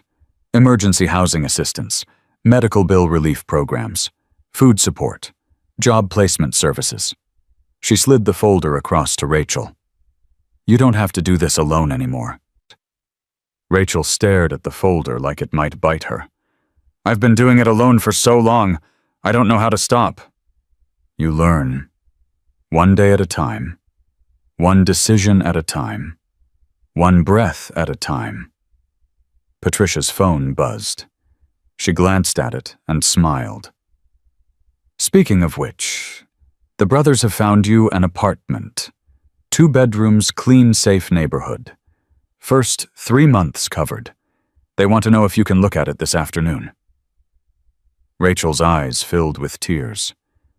Why are they doing all of this?" Patricia's expression softened. "Because they've seen what happens when people don't. And they made a choice a long time ago to be different." The apartment was on Oak Street, a quiet block with trees that probably looked beautiful in spring. Right now they were bare and skeletal, but Rachel didn't care. The building had a security door that locked. The windows had working latches. The radiators actually produced heat. Shepard walked her through while Paul stayed with the children at the hospital. 2 bedrooms, Shepard said. "Kitchen small but functional. Bathrooms clean. Landlord's a friend of the club. He knows your situation. He's not going to hassle you." Rachel walked through the empty rooms slowly. Her footsteps echoed on the hardwood floors. "I haven't had my own place in 8 months, she said. "After Marcus died, I couldn't afford the house. Then the apartment, then the motel, then nothing. Now you have something." Rachel stopped in the doorway of the smaller bedroom. It was tiny, barely big enough for bunk beds. "Emma and Lucas could share this room," she said softly. "They'd probably feel safer together anyway. Whatever works for your family." Rachel turned to face Shepard. "I need to ask you something." "Go ahead." "The envelope Old Wolf gave me. How much is in it? Enough." "That's not an answer." Shepard's jaw tightened slightly. $9,400, from brothers across 4 chapters. Nobody gave more than they could afford, and everybody gave what they could. Rachel's breath caught. "I can't pay that back. Not for years. Maybe not ever." "Nobody's asking you to." "Then how do I—" "You live," Shepard interrupted gently. "You raise those kids. You build something good out of the wreckage. That's how you pay it back." Rachel's eyes were burning. I don't know how to do that. Nobody does, not at first. You figure it out as you go. They stood in silence for a moment. When can I move in? Rachel finally asked. Whenever you want. The key's already yours. Shepard reached into his pocket and pulled out a brass key on a simple ring. He placed it in Rachel's palm. It was warm from his body heat. Such a small thing. Such an enormous thing. Thank you, Rachel whispered. Don't thank me. Thank yourself. You walked into that diner and asked for help. Everything else flows from that one brave moment. Lucas was released from the hospital 3 days later. His lungs were clear. His cough was gone. He walked out of Ridgewood Memorial, holding Rachel's hand, squinting at the winter sunlight like a creature emerging from a cave. Is this our new home? He asked, looking up at the Oak Street building. This is our new home, Rachel confirmed. Does it have a TV? Rachel laughed. It was the first real laugh she'd managed in longer than she could remember. Not yet, but maybe someday. The apartment had been furnished while they were at the hospital. Nothing fancy. A couch that had seen better days, a kitchen table with mismatched chairs, 2 beds, one for Rachel, 1 bunk bed for the kids, sheets that smelled like fabric softener. Basics. Necessities. Dignity. Emma explored every room like a detective searching for clues. She opened all the cabinets. She tested all the faucets. She pressed her face against every window. Mama, she said finally, there's a lock on the door. I know, baby. A real lock that we control. I know. Emma's face did something complicated. She was 6 years old, and she understood far more than any 6-year-old should have to understand. Good, she said quietly. That's good. Rachel knelt down and pulled her daughter into a hug. We're safe now, she whispered.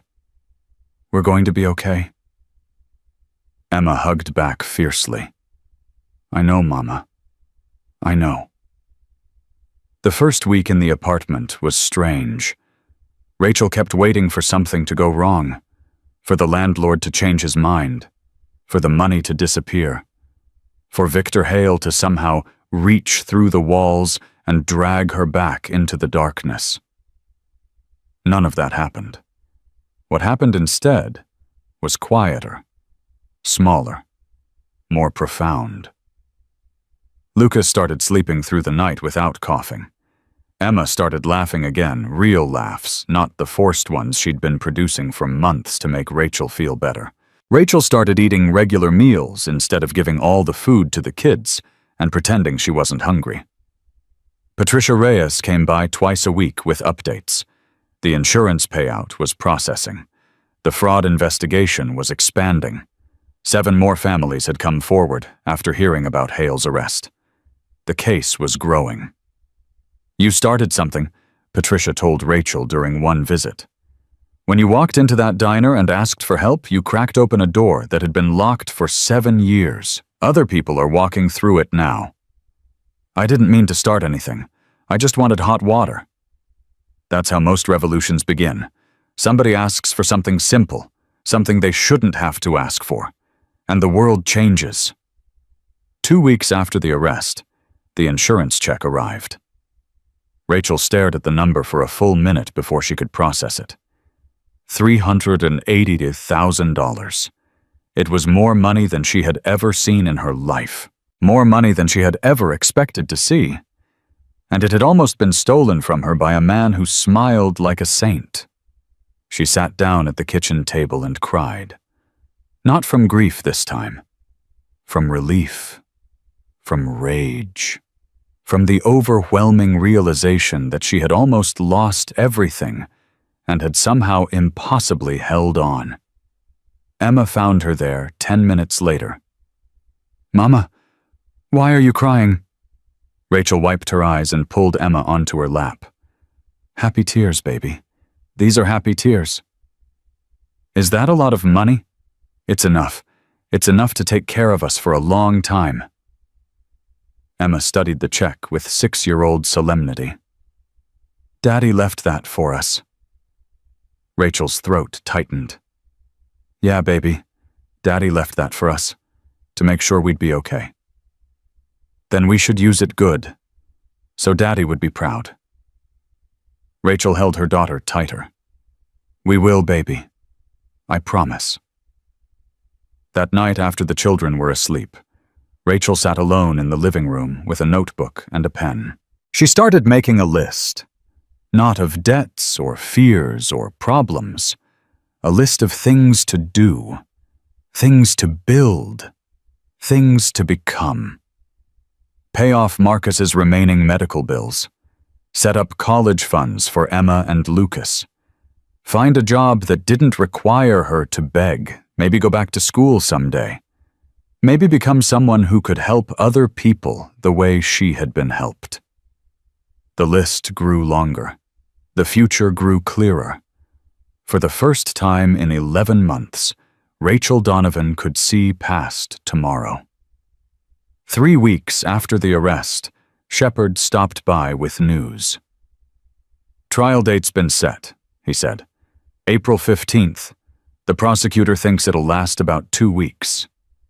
Will I have to testify? Probably, but you'll have support. Patricia will be there. We'll be there. You won't face him alone. Rachel nodded slowly. I'm scared, she admitted. That's normal. What if I freeze up? What if I can't do it? Shepard sat down across from her. Let me tell you something about fear. Fear is just your brain trying to protect you from things that might hurt. It's not your enemy. It's a warning system. The trick is learning to thank it for the warning and then do the thing anyway. Is that what you do? Every day, every time I get on a bike, every time I walk into a situation where I don't know what's going to happen, I feel the fear, I acknowledge it, and then I move forward. Rachel was quiet for a moment. He took so much from me. Time, money, safety, my sense of who I was.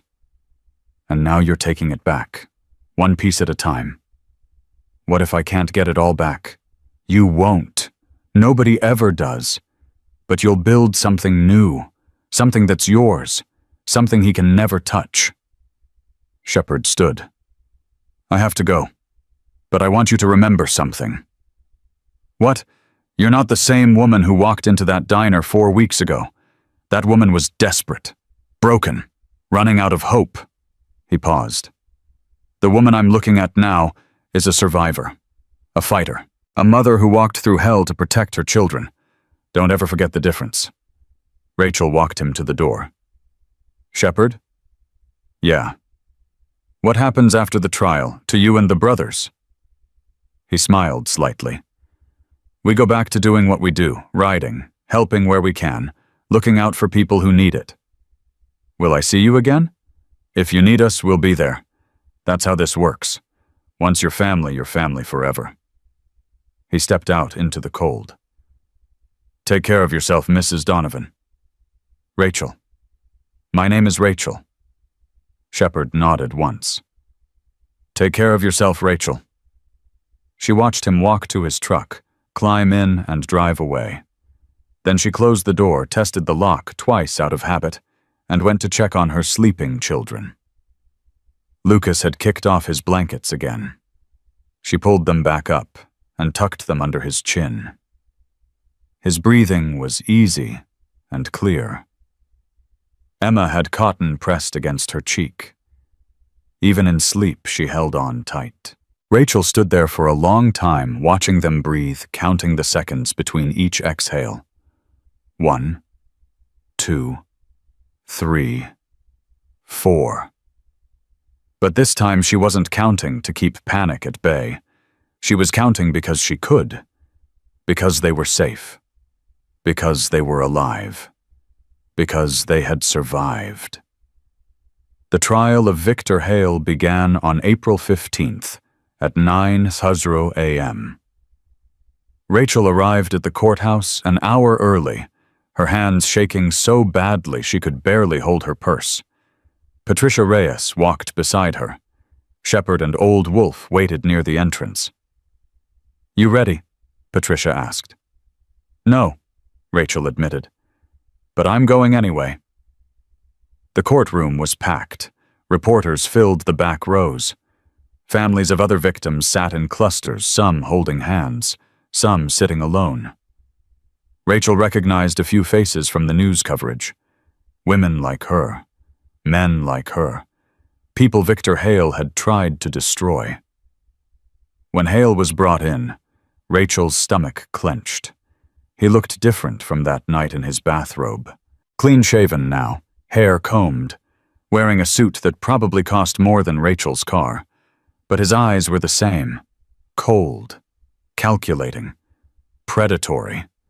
He scanned the courtroom and found Rachel's face in the crowd. He smiled. Rachel's blood turned to ice.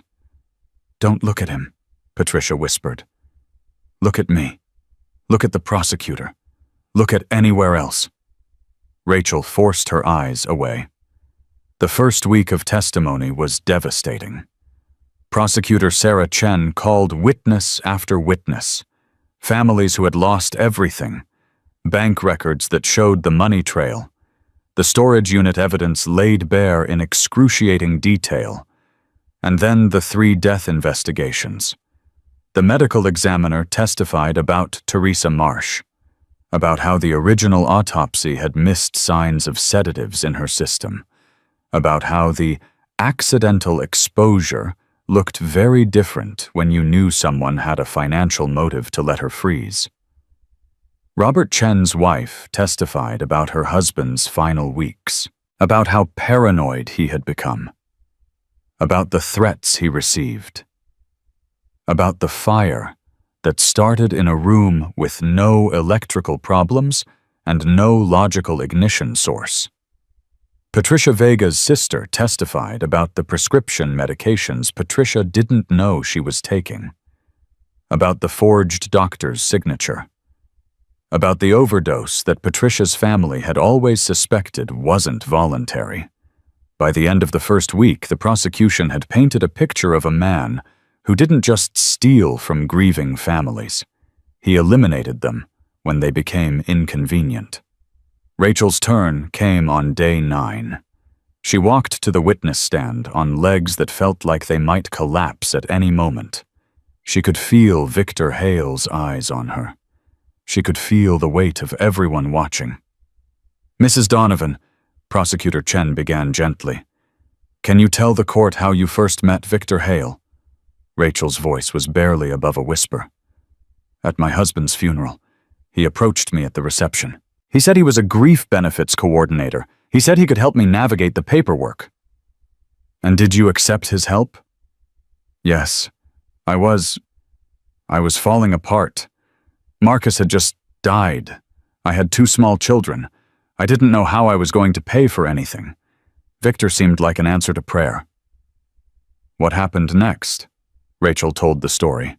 The fees, the documents, the address changes she didn't authorize, the benefits that stopped arriving, the growing realization that something was terribly wrong. "And when you tried to report your concerns to the police, they said they would look into it. Nobody ever called me back." "Mrs. Donovan, can you describe the recording you made on December 28th of last year?" Rachel's hands were trembling. "I was behind Red Lantern Roadhouse, taking a shortcut to the bus stop. Victor's SUV was parked near the propane cage. He was on a speakerphone call. I could hear everything." "What did you hear?" He said, "Keep her scared, not bruised." And he said, "Cold weather does the work." He said my insurance policy was worth $380,000, and he wasn't going to lose it. He said same playbook as Teresa. "Did you know who Teresa was at the time?" "No. I found out later that she was Teresa Marsh, the woman who froze to death 2 years ago." The courtroom was completely silent. "Mrs. Donovan, what did you do with that recording?" "I went to the police. Deputy Coyle took my statement. He said he would handle it." "And did he?" "No." 3 days later, 4 men grabbed me behind the bus station and told me I had until January 15th to sign the documents, or I would freeze just like Teresa. Chen paused to let that sink in. What happened on the night of January 11th? Rachel's voice cracked. My car battery died. We had been kicked out of the motel that morning. I had nowhere to go. I walked 2 miles through the snow with my children to a diner and asked for hot water so they could eat instant soup. And that's where you met members of the Hells Angels motorcycle club. Yes. They were the first people in months who actually listened to me, who believed me, who did something. Hale's lawyer stood for cross-examination. He tried to paint Rachel as unstable, as desperate, as someone who might have misheard or misinterpreted. Rachel answered every question calmly, truthfully, without flinching. When she stepped down from the stand, her legs were shaking so badly she could barely walk, but she walked anyway. Patricia was waiting for her in the hallway. You did it, Patricia said. You did amazing. Rachel couldn't speak. She just grabbed Patricia and held on. The jury deliberated for 6 hours. Rachel sat in the courthouse hallway the entire time, unable to eat, unable to think about anything except what might happen next. At 4:47 p.m., word came that the jury had reached a verdict. Rachel took her seat in the courtroom. Her hands were clasped so tightly her knuckles were white. Shepard sat 2 rows behind her. Old Wolf was near the back door. Victor Hale stood as the jury filed in. The foreman, a middle-aged man with gray at his temples, held the verdict form. On the charge of murder in the first degree in the death of Teresa Marsh, how do you find guilty? A murmur swept through the courtroom. On the charge of murder in the first degree in the death of Robert Chen, how do you find guilty? On the charge of murder in the first degree in the death of Patricia Vega, how do you find guilty? The foreman continued through all 37 fraud charges. Guilty, guilty, guilty. Each word landing like a hammer blow. When it was over, Victor Hale stood motionless. His mask had finally cracked. He looked like what he truly was, a small, pathetic man who had built his life on the suffering of others. Rachel didn't cheer. She didn't cry. She just breathed. In, out, in, out. It was over. Sentencing came 6 weeks later. The judge, a stern woman with silver hair, read the list of convictions aloud. Then she looked at Victor Hale.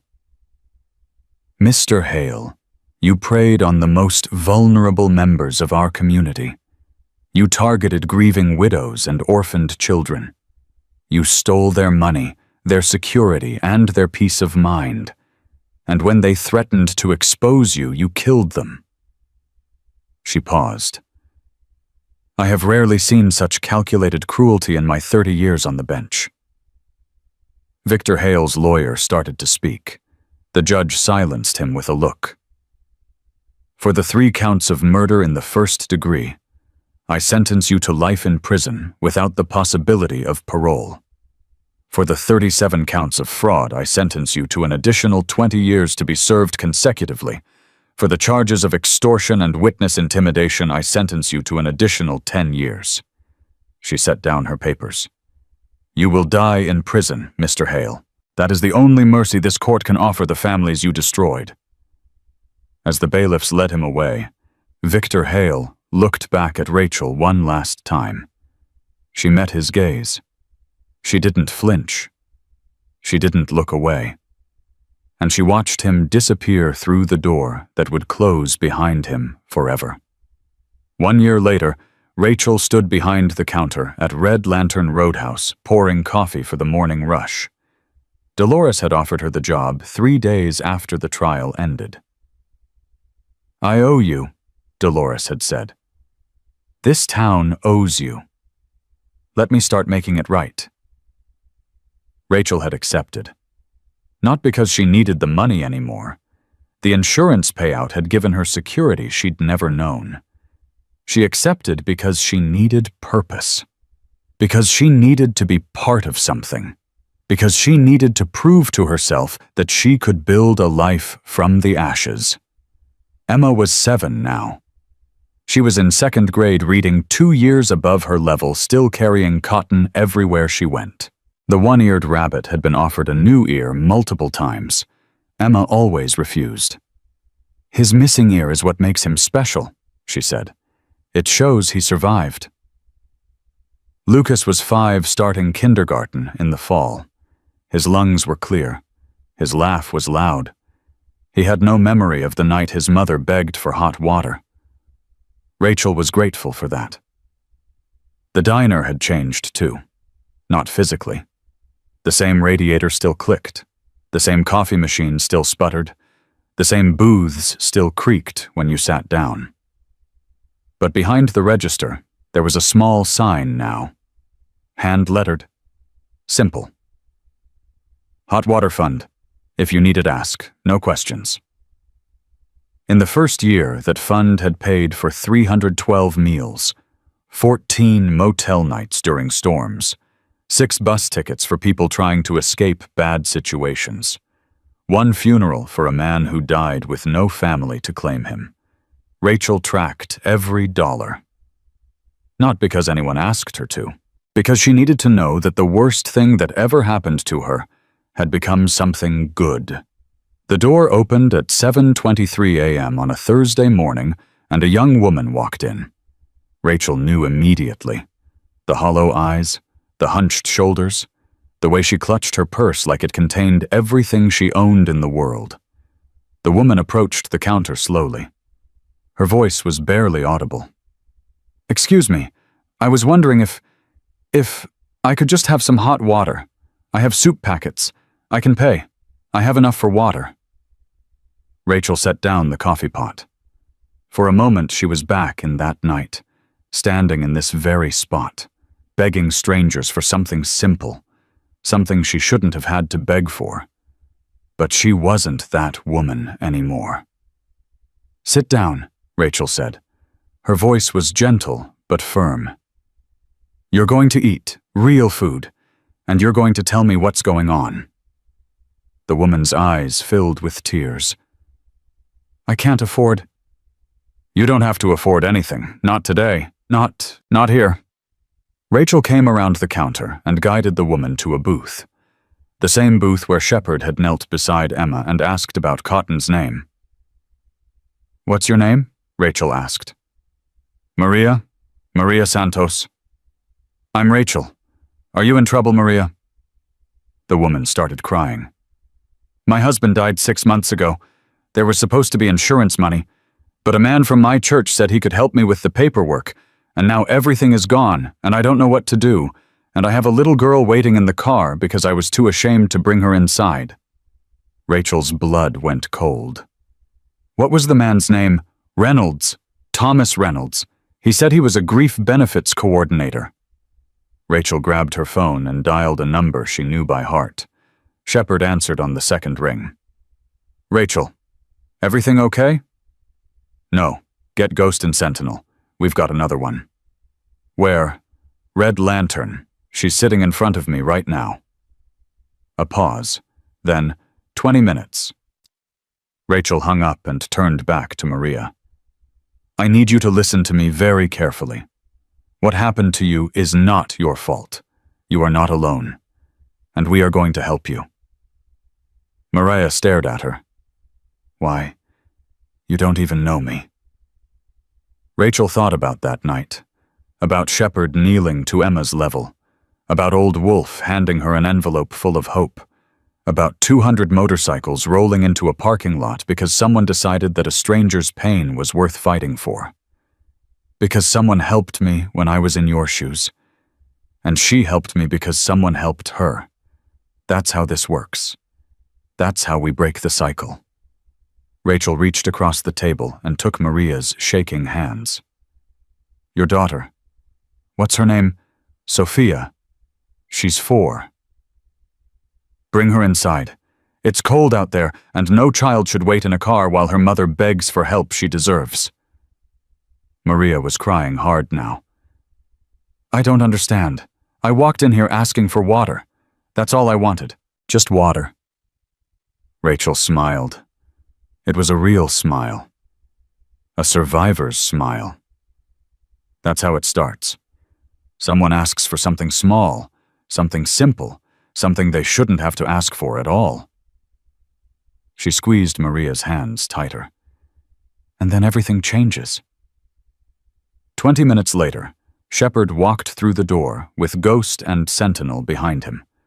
They found Rachel sitting in the booth with Maria and a 4-year-old girl who was carefully eating scrambled eggs. Shepard slid into the booth across from them. Thomas Reynolds, he said, already on Ghost's radar. 3 complaints filed, all dismissed. Operating out of a church on the south side. Same pattern? Rachel asked. Same pattern. Different predator. Rachel looked at Maria. These men are going to help you. They helped me when I thought there was no hope left. They're going to make sure Thomas Reynolds never hurts anyone again. Maria stared at the leather vests, the patches, the hard faces that somehow looked kind. Who are you people? Old Wolf had walked in behind them. He answered before anyone else could. We're the ones who look toward instead of away, that's all. Nothing more, nothing less. He sat down at the counter and nodded at Rachel. Coffee when you get a chance. Rachel poured his cup and set it in front of him. Thank you, she said quietly. For everything. For that night. For what came after. For all of it. Old Wolf took a sip. Don't thank me. You did the hard part. You walked through that door and asked for help. Everything else was just people doing what people should do. He set down his cup. But you already knew that, because now you're doing the same thing. One person at a time. One cup of hot water at a time. That's how the world changes, Rachel. Not through speeches or politics or grand gestures. Through small acts of courage that add up until nobody can ignore them anymore. Rachel watched Shepard and Ghost and Sentinel working with Maria.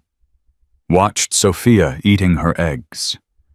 Watched the morning light streaming through windows that once felt like barriers and now felt like openings. She thought about the woman she had been a year ago. Desperate. Broken. Begging strangers for hot water so her children could eat. She thought about the woman she was now. Employed. Stable. Part of something larger than herself. And she thought about all the women she might help in the years to come. All the Marias and Teresas and Patricias who deserved someone to look toward them instead of away. The door opened again. A regular customer walked in, stomping snow off his boots. Morning, Rachel. Coffee? Coming right up. She grabbed the pot and poured. The steam rose between them, warm and simple and ordinary. But ordinary felt different now. Ordinary felt precious.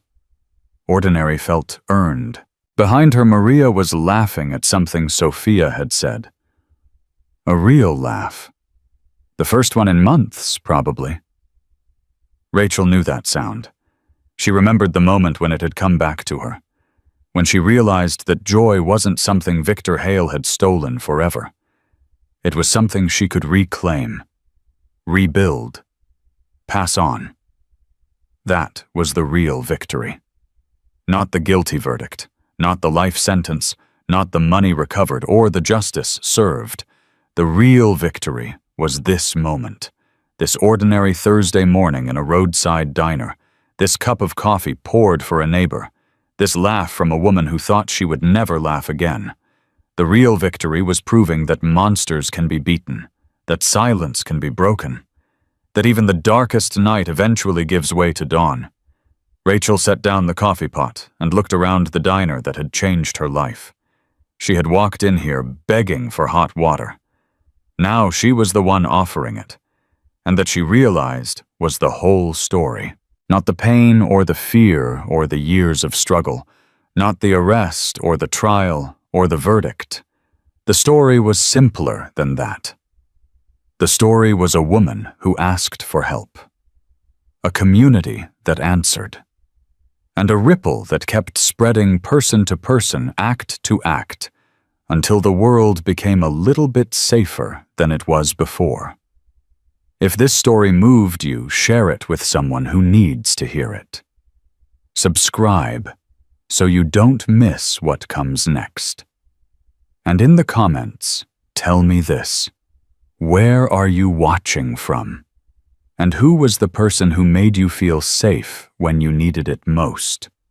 Because sometimes the difference between drowning and surviving is one hand reaching out, one voice saying, "I believe you," one door staying open when all the others have closed. And sometimes it starts with the smallest thing in the world, just hot water, that's all.